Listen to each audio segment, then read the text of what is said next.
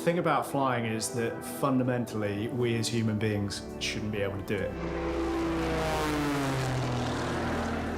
Freedom in 3 dimensions. And see the world from above. That I love. It's just the most magical feeling.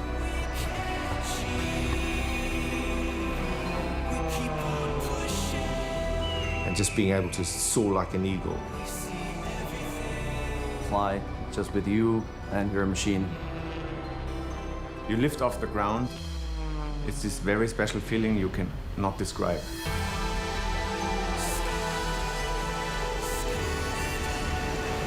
Look out that window and be above it all. It's a cool feeling. Just the moments in the air, the visibility, the senses, it's just, it's a dream.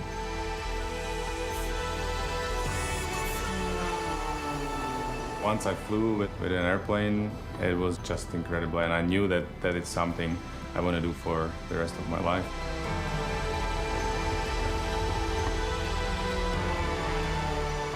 This is something that every single person in the world should get to experience. Flying is amazing.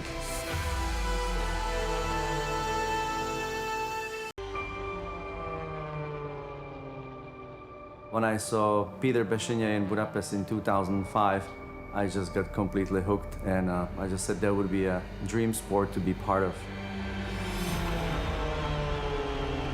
It's a global motorsport. We're at some fantastic places around the world. Underflying the bridge in Budapest.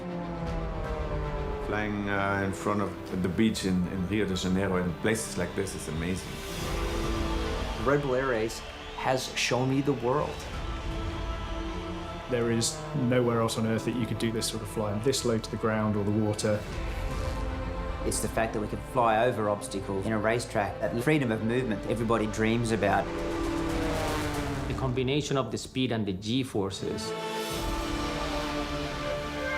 Flying these most maneuverable airplanes in the world, flying At such a high speed, close to object, gives you an amazing feeling of speed. Doing crazy maneuvers in front of the crowd, you just can't believe it's possible. From an aviation standpoint, it's the coolest aviation event ever. A global phenomenon, the ultimate aviation sporting spectacle. Man, machine, clock, nothing better.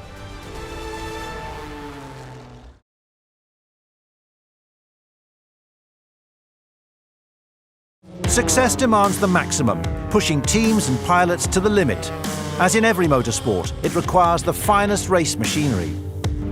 Red Bull Air Race planes are designed to be fast, light and supremely agile, but also robust and durable enough to tolerate stresses up to 12 times the force of gravity. Not even fighter jets can pull up through the air as quickly as these small one-seater race planes. The most popular is the Edge 540, but the MXS is a state-of-the-art rival. Each plane has a wingspan of around 7.5 meters. It's around 6.5 meters long. As with every aerobatic plane, the wings have a symmetrical design that allows them to fly upside down just by pitching the nose up. Each plane can climb through the air at more than 3,500 feet per minute. The roll rate is 420 degrees per second. For safety and a fair competition, each plane runs a standard engine and a standard propeller, unique to the series. This engine is specially designed for the Red Bull Air Race. Since 2014, these engines have been standardized, which means that teams are not allowed to modify or tune the engine in any way. The engines are standardized for 2 reasons. The first reason is to ensure that all the race teams have the same horsepower. This makes sure that the battle for the Air Race Championship is fair and exciting. The second and even more important reason is safety. Having a non-modified engine is more reliable than a modified engine, and when you're flying at 200 knots, 20 meters above the ground, reliability is a very good friend to have. Masterclass race engines are horizontally opposed, 6 cylinders that are air-cooled. These engines produce about 320 horsepower at 2,950 RPM. Once on the track, these engines run at full throttle throughout. These engines are fitted with a Christian inverted oil system. This system consists of a couple major components, an air oil separator and an oil valve. Both of these components have weighted valves inside so that gravity affects them when the aircraft turns inverted, and they ensure that oil supply is maintained to the engine in any aircraft attitude. With the help of the air oil separator and the oil valve, this simple system allows the aircraft to fly inverted with oil supply being maintained almost indefinitely. As with the engine, the propeller for the Red Bull Air Race World Championship has been standardized since 2014. The Air Race propellers are 3-bladed Hartzels. They have 7690 blades, built mainly of Kevlar with a stainless steel shank. They also have a nickel erosion shield on the leading edge. Before these became standardized propellers, most of the pilots were using them anyway because they were the best you could get. But how does the propeller work? The design of the blade is very similar to that of the wing of the aircraft. The wing has an angle of attack to the incoming air in order to produce lift. The larger the angle of attack, the more lift that is produced, but there's also more drag produced. So every wing has an angle of attack where it operates most efficiently. In the simplest terms, a propeller is nothing more than rotating wings that pull the aircraft through the air, similar to how a wood screw pulls itself into a piece of wood. As we said, there is a specific angle where a wing works most efficiently, but for the propeller, 2 velocities come into play: the rotational velocity of the propeller and the forward velocity of the aircraft. The result is a relative airflow to which the angle of attack of the propeller should match. The tip of the propeller blade is traveling much faster than the root. So because of this, the tip is much flatter angle of attack than the root of the blade. This is something we call pitch distribution. Aircraft travel at different speeds, so for low speeds, a flat pitch is best, like a car in a low gear. But for higher speeds, such as race speeds, a much steeper pitch is needed, like a car in a high gear. This Hartzell propeller has counterweights. When spinning, these counterweights try to force the propeller to a high pitch angle. This force is opposed by an oil pressure on the backside of the hub, which tries to force the blade to a low pitch angle. This system allows the pilot to control the pitch of the propeller from the cockpit. This is what we call a constant speed propeller. Besides the engine and propeller, there's not one stock part on any of the Air Race planes. Each one is engineered and tuned to perfection for maximum performance. They have a minimum race weight of 697 kilograms. Moving the weight towards the tail means the rear wing has to produce less downforce to keep the plane balanced. Less downforce means less drag, and less drag means more speed. But the plane may become more nervous and difficult to handle, twitchier in one of the pilot's favourite words. The most visible tuning part is the winglets or wing tips. The idea is to reduce the vortices at the end of the wing. The smoother the airflow, the less drag, and the more speed for the plane through the track.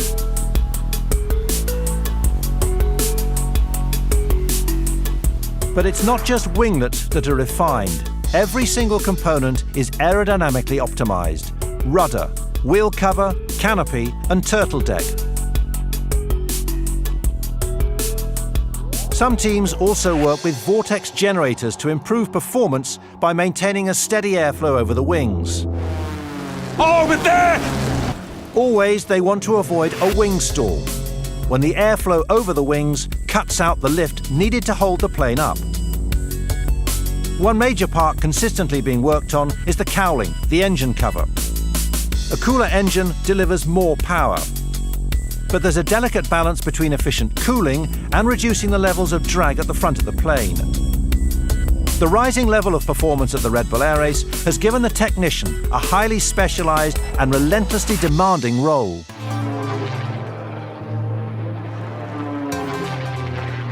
Air racing is very simple. It's the man, machine, and a clock. And here comes Nigel Lamb now, full throttle, going for the line. He's looking to better, 1:13.571. Lamb's gone through, oh! Unfortunately, there have to be some rules. The rule starts right at the beginning, entry speed, for various reasons. Firstly, to comply with the laws of different countries, but also to make it safe. And we have an entry speed limit. 200 knots, 370 kilometers per hour, 230 miles an hour. That's the fastest the pilot is allowed to fly through the start gate. If the pilot exceeds the start speed limit from 200 to 200.99 knots, he gets a 1 second penalty. If his speed is 202 knots or more, it's a DNF, did not finish. Over the speed of 200 knots on the entry, pushing too hard. And knock it off, the excessive start speed. Whilst the race pilot is in the track, his aircraft must have smoke. No smoke! Oh, he's just put it on, but I think he'll take the penalty. The next penalty is passing through an air gate. The rules say you must be in the top 40% of the gate. What you have to do is not be below the band here, because that's too low and you'll be disqualified. And if you're above, you will get a 2 second penalty. You have to be wings level once you go through those pylons. So exactly in between those pylons, you have to be wings level. Then you can start to turn again. Passing through a gate, your wings must be level, but you're allowed a 10-degree left or 10-degree right tolerance on that. So if you're within 10 degrees of wings level, passing through a gate, that's no penalty. At more than 10 degrees, then that's a 2 second penalty. In the gates where there's a vertical turning maneuver, you are not allowed to have your head climbing before you pass through the gate. So there must be no identifiable climb or identifiable descent. Which is like, for example, like this and go around. Because you're just faster, you're twice faster because one's in that direction and also in the other direction. So you definitely have to wait till you are through the gate and then you can start to climb. On the other hand, what you don't want to do is wait until your head is there and then begin to pull, because there's a delay in the with the momentum of the machine to when you actually input the controls and when it begins to move. So what you really want to do is get the moment right and begin pulling just before the gate, but have your head staying level as you pass through the gate. And there's a lot of time to be gained or lost if you get that right or wrong. What you really do not want to do is hit a pylon, because a pylon hit is another penalty. It's a 2 second penalty. If you hit a second pylon in the same run, it's another 2 seconds added to your time. A third pylon hit is deemed to be too many, and that's did not finish. Your race is over. Oh, it's gone! Pete McLeod! First thing is the race director does not want to disqualify anybody. We're really hoping not to disqualify people. But there are 4 things that could result in disqualification. Firstly, crowd line. Flying too close to the crowd line. It's a safety issue, so if the pilot flies too close to the spectators, disqualification. Peter has flown outside the flight zone. We had a outside the crowd line box for after gate 4. Secondly, dangerous flying. If the race director sees any flying that he judges to be dangerous or unsteady, again, grounds for disqualification. We need to be keeping the chief judge happy in terms of the way we fly. They don't want to see anything erratic in the track. We can't be descending in gates because that's potentially dangerous. Third thing, over G. Putting too much G, again, a safety thing, so that could result in disqualification. Knock it off, knock it off, knock it off. We have a over G 10.8. Fourth and final thing, underweight. Maybe a little bit more contentious, but if the aircraft is deemed to be under its minimum race weight, again, disqualification. In air racing, it's the man, the machine, and the clock. But people don't understand how hard the race is. You have to try to eke out the very last little bit. You have only one chance. There's 1 minute, you can fit everything in, and there's no room for any mistake. We want to be level at the gate and finish the turn as late as possible. The planes are rolling at 400 degrees a second. We get a penalty if we are 10 degrees out of position. So you have about 1/2 of a tenth of a second to stop it there. These kind of values are amazing when you think about human reaction, and we're doing this, of course, well over 300 kilometers an hour.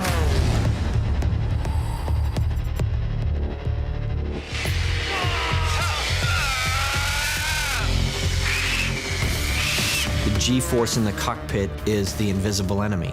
It's there to try to knock you off of your game. The Gs we're experiencing in the aircrafts are very, very high. We're going up to 12 Gs. This is much more than the F1 drivers are experiencing, so it's really tough on the body.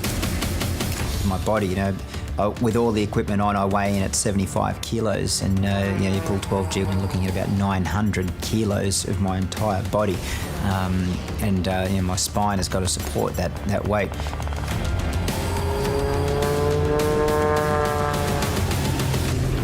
Your whole body has to be stretched and compressed, but your hand has to be still smooth and clean. Your hand weighs 10 times its weight and it's on the stick. And when you're trying to move the stick just millimeters to make the right amount of G, it's very difficult to get that precision. There's a muscle memory involved in this. There's no instrument you can watch. We don't watch a meter that goes up slowly to 10 and then we stop there and turn. It's instant. It's 0.03 seconds to 10 Gs.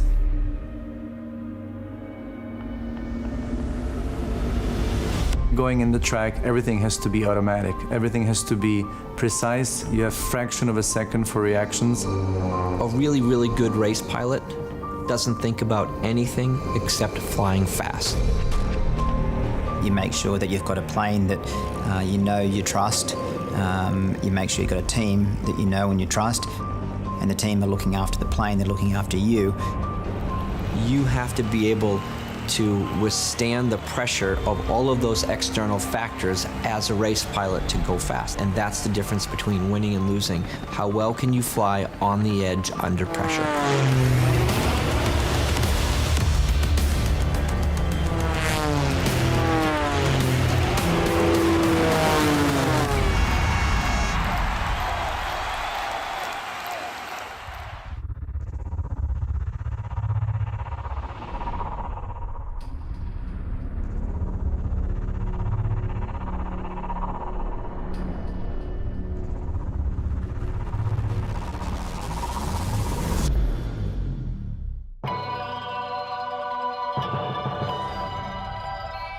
If you start to dream about flying, then you are like in there, then reality and mind flying is the same. It's very difficult to know the actual pictures before flight. But we could know the pylon reference, then we're turning, then the pylon is moving, It's working through every single step, every molecule of activity from getting in the aeroplane to going through the track and racing to make sure it goes as you want to. Mind flying does take a lot of personal discipline. You've got to, it's almost a form of meditation. The idea is to keep your mind actually at peace.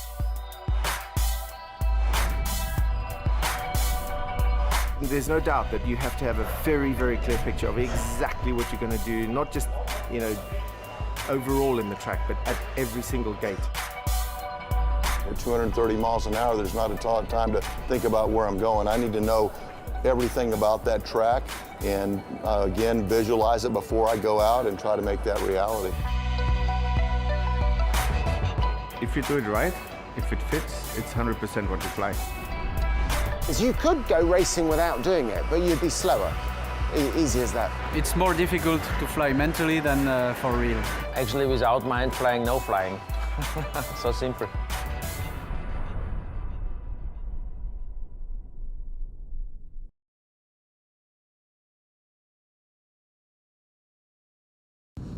G will effectively increase the weight of the body, so that at 5G you feel 5 times heavier. G can be fatal, and in simple terms you can stop the blood flow to the brain, and that can kill you.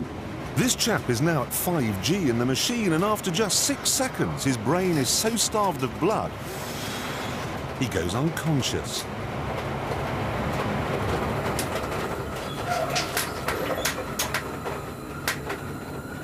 Oh, down, Andy. Oh, went a bit too lonely there, mate. Now he was a young, fit pilot. So how would a chain-smoking 40-year-old cope in there? Well, to find out what we need is a chain-smoking 40-year-old. Me.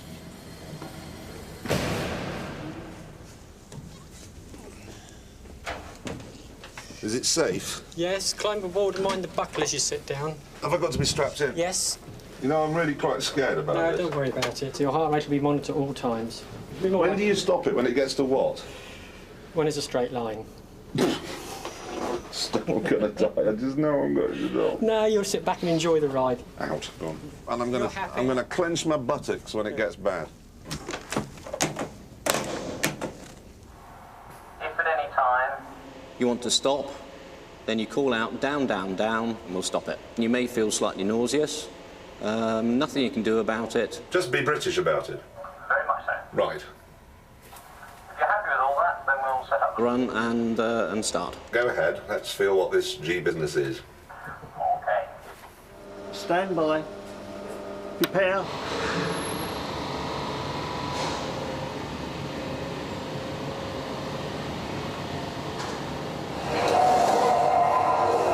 That's easy. That's not so easy.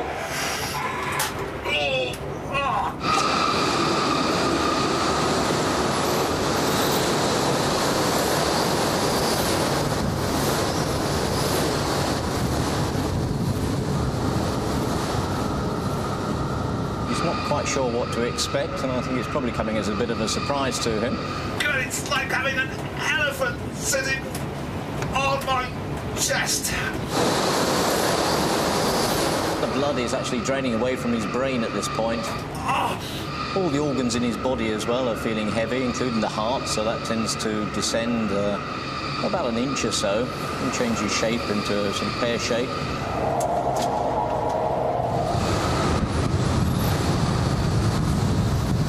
I'm going to try and lift my arm up now.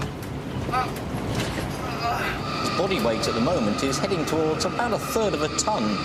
You can see quite clearly the effect of the increased G is dragging the soft tissues of his face down, so that it's actually getting a very saggy, rather sort of elderly appearance.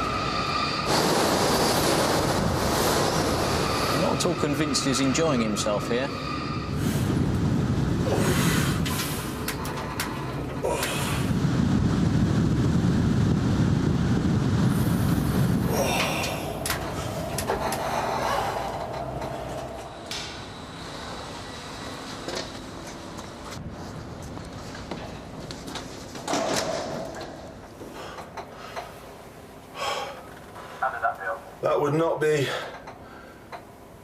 I would not be able to fly an aeroplane feeling like that.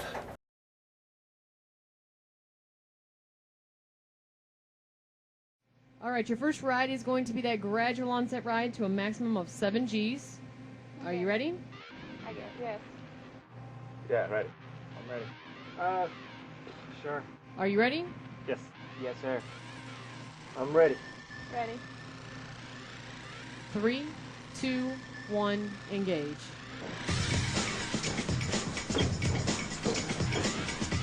How you doing? If you lose all the green, tell me now and start that lower body strain, okay? Okay. Squeeze those legs nice and tight. 1, 2, breathe. You're looking real good. Squeeze everything nice and tight. I'm losing it. Not yet, not yet. It's only 2 Gs. Okay. It's only 2 Gs. You should feel like you're going straight up in the air at this point. This is awesome. That's 4 G right there. You're doing good. 3, 2, 1, engage. Back on the stick. On top. On top, breathe. You're on top, breathe. You're on top, breathe. I'm losing the green. Okay, big breath. Block it off and hold it. You're on top, breathe. Hold. On top, breathe. 1, 2, breathe. 1, 2, breathe. No cheater breath. 1, 2, breathe. 1, 2, breathe. 1, 2, breathe. All right? No. Legs tight, butt tight, breathe. 1, 2, breathe. 1, 2, hold, okay. Stay tight, stay tight, stay tight, stay tight. Hello? Are you with me? coming back around? Hello? How you doing? What? Hello, Will? Hello. Will, sit up. I'm up. Sit up. I'm up. You're up. Put your head up. It is up. Put your head up. Oh. Do you know what happened? Yeah. You A-locked. Yeah. Happened. I'm taking the ID lock. All right. Whoa. Okay. You all right? You feeling nauseated? Yeah, a little bit. I'm gonna vomit. Okay, get the bag. Get the bag. It was a big jerky. I actually have no comments for you. Everything looks real good. How you feel? Woo! Good job.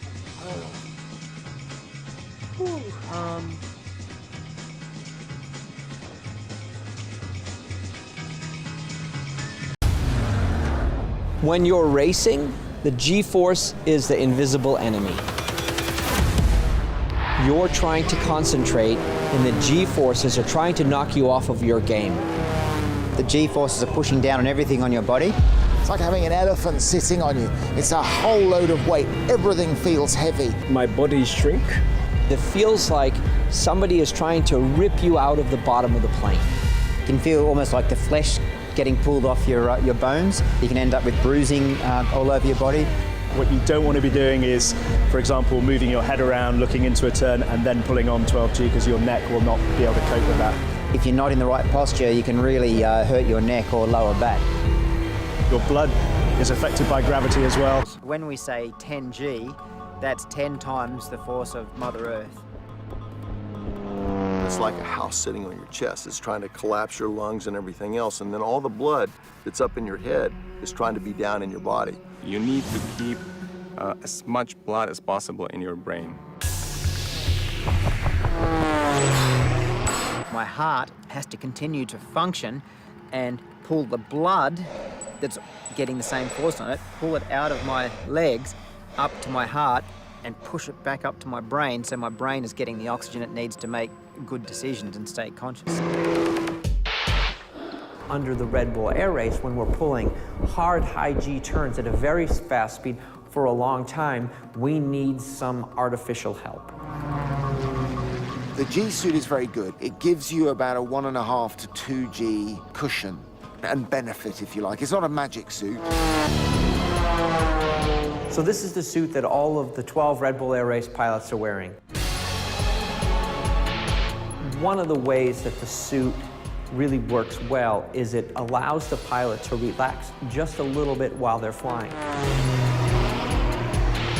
And the principle is, as we're sitting there as pilots, pulling G, the centrifugal force forces the blood down, but also we have fluid muscles, and that's how the G suit works. There's fluid muscle in the back and in the front, and as the fluid goes down, it compresses the legs, presses the fluid and the blood back up into the body, and keeps the pilot conscious. Find some tricks to keep your blood in your head.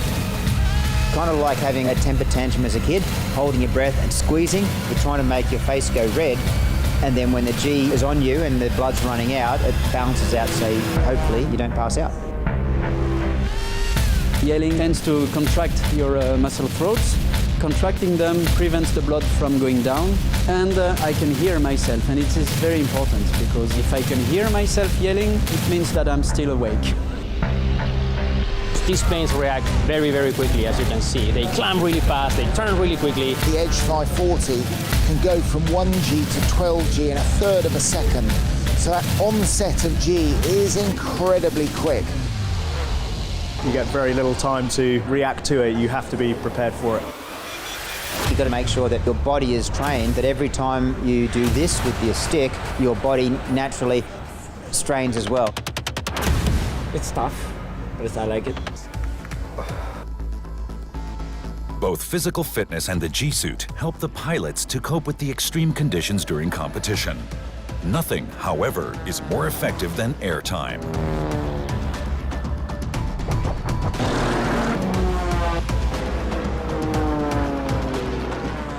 To combat the effects of G-force, what you need to do is pull G's. You know, it's like anything else, you know, you got to exercise that, and that's what you're exercising. So you got to get in the airplane and pull G's.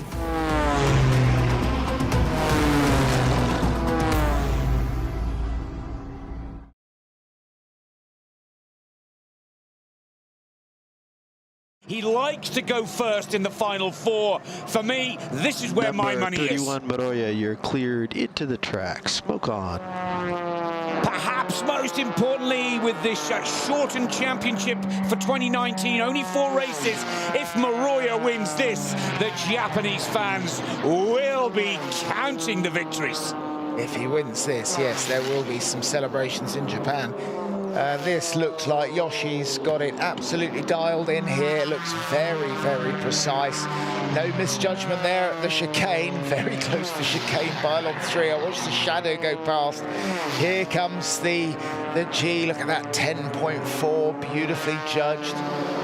Yeah, this is Yoshi on fire, isn't it? Look, the wind conditions more or less flat, calm. The wind, the smoke is staying in the track. Great flying from Yoshi. Can't relax though. Now, this is coming to the end of lap 2. He's hitting the chicane for the second time. It's gate 14. Remember, 2 laps, 17 gates through 14. Now, all he has to do, and this is where the errors have been coming. It's gate 16, Paul, where the pilots attempted to gamble just a little too much. Not the case for Moroya. To me, that looks squeaky clean from start to finish. And Moroya sets a good time, a very good time. Number 31 Moroya, 1 minute 3.496 seconds. No penalties. Currently holds you in first place.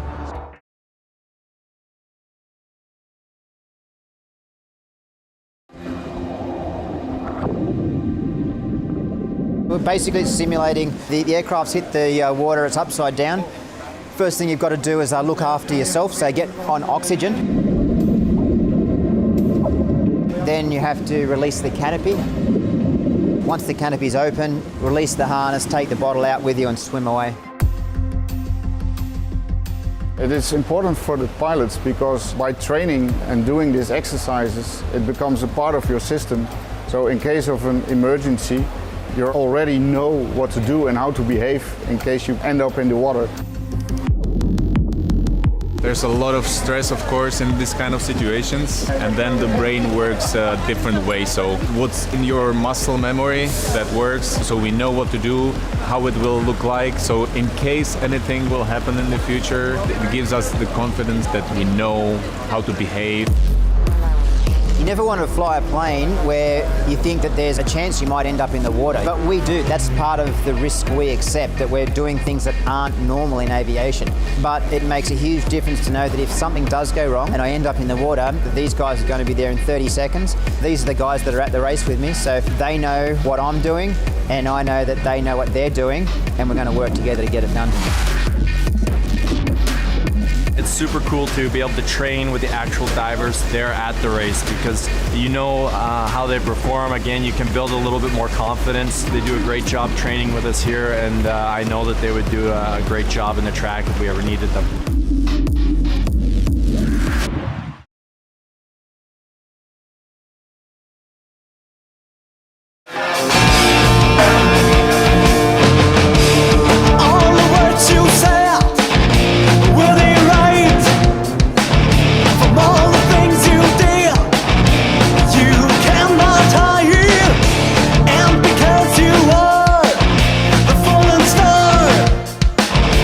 Please don't ask me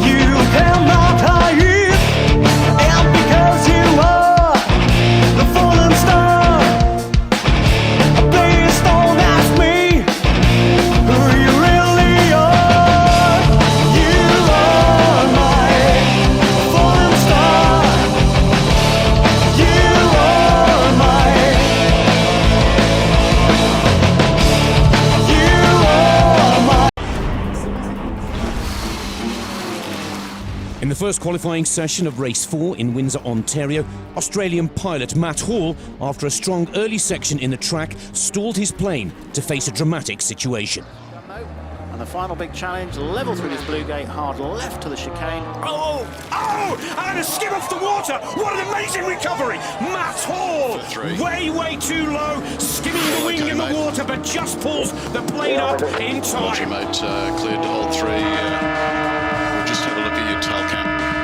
A truly amazing recovery, split-second decisions, and true skill to bring his MXSR plane back safely to the race airport. I came through the gate 13, I believe it is, with too great an angle to the chicane, and then I broke one of my own rules. I actually looked into the turn, which means I don't fly the aircraft naturally. I pulled on it. I've G-stalled the aircraft, which has rolled me slightly past the knife edge. I've managed to get it back to wings level and recover. I believe I might have skipped twice on the water because I felt 2 impacts, flew it away, and then obviously it was all just trying just to get it back on the ground safely. Everyone was okay. Matt Hall's experience and perhaps military training allow him to stay safe in this situation, as others confirm the same feeling. Yeah, you know, thank God it was Matt Hall. There's a guy that was pushing hard, stalled the airplane, and he's one of the best pilots on the planet, and that's why he is where he is now, landing back safely at this airport. Unfortunately, Team Hall were unable to prepare the MXSR for race action today, but we will see the Australian pilot at the next race on the Red Bull Air Race in New York City, USA.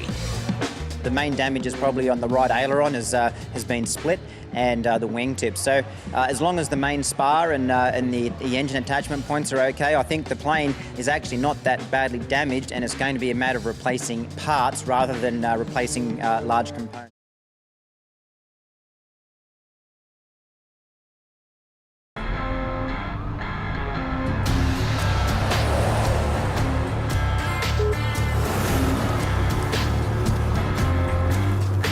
In the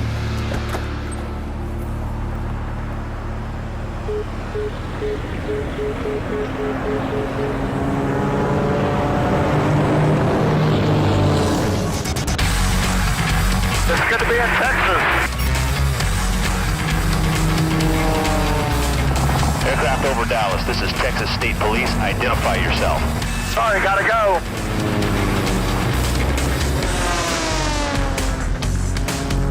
This guy's crazy.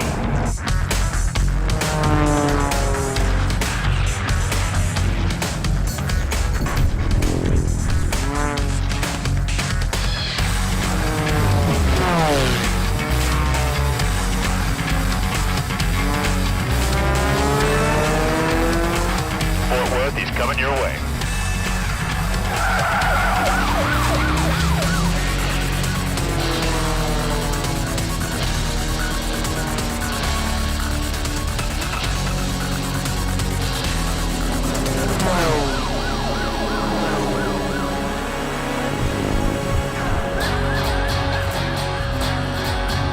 You ain't lost me yet, Hot Rod. You better check your watch.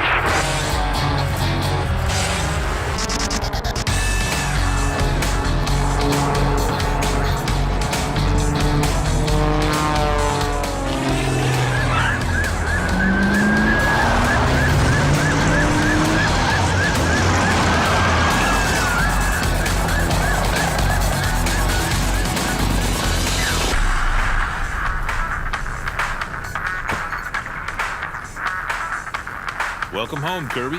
Hey, it's great to be back in Texas. You're still fast. I think she'll go faster.